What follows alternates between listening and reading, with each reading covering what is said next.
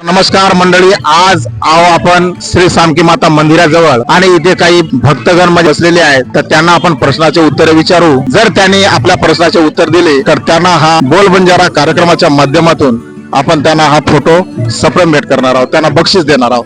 तर जाऊया काही बसलेल्या महिलांकडे. जर तुम्ही पाचही प्रश्नाचे अचूक उत्तरे दिली तर बोल बंजारा या कार्यक्रमाच्या माध्यमातून अर्जुन कुमार बंजारा युट्यूब चॅनल यांच्याकडून हा तुम्हाला सेवालाल महाराजचा फोटो सप्रेम भेट मिळणार. बरं, विचारू मग प्रश्न. कोण देता पहिले उत्तर? प्रश्न कोणाला विचारू? काही जे तुम्हाला येत असेल ते सांगा. बरं, तुम्हाला विचारतो ना.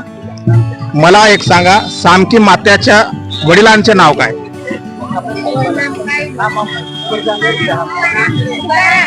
तुकाराम. तुम्ही सांगू नका, सांगतील ते. त्यांना उत्तर आले तर ठीक आहे, तुमच्याकडे पण येतो मी. त्यांना जर उत्तर आलं तर ते बरोबर देतील आम्हाला उत्तर. अजून सांगू, सामकी माता जी ही देवी लहानपणी वडिलांसोबत राहत असे तेव्हा त्यांचा व्यवसाय काय होता? त्यांचा ते लई गरीब होता. गरीब होते पण काय करत होते? ते टोपलं उचलत होती. म्हणजे मजुरी करत होते? मजुरी करत होती. टोपल्या उचलत होती, माती फेकत होती.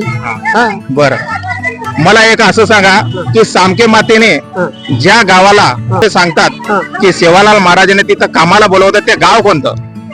आता ते गाव तो काही नाही. ते कोणतं गाव?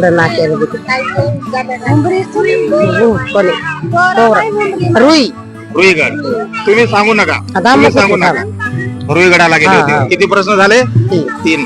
आता तुम्हाला एक अजून विचारू, त्यानंतर तुम्ही जर अचूक उत्तर दिला तर तुम्हाला बक्षीस देतो.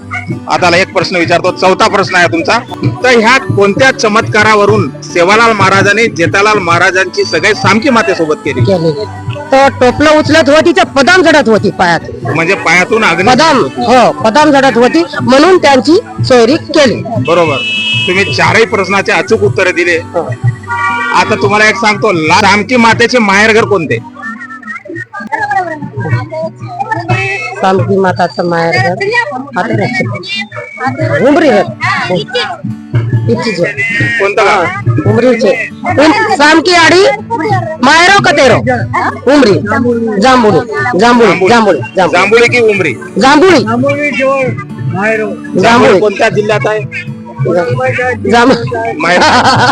असं पण जांभुळी कोणीच ऐकलं नाही. सामकी मातेचं मार्ग उमरीच आहे. जांभुळी उमरीच आहे. तुम्ही काही प्रश्नाची उत्तरे बरोबर दिली तरी या चॅनल कडून तुम्हाला तुमचं नाव काय सांगा? सायत्री रमेश राठोड. रामगाव. कोणता जिल्हा? यवतमाळ. तालुका? दिग्रस. तर दिग्रस तालुक्यातील ह्या बाईंनी आपल्याला 5ही प्रश्नाचे उत्तर अचूक दिली. तर त्यांना आमच्याकडून बोल बंजारा या कार्यक्रमाच्या माध्यमातून त्यांना आम्ही हे फोटो सप्रेम भेट करणार आहोत. सर्व उभे राहा, तुम्ही यांच्यासोबत उभे राहा. तुमचा फोटो एकदा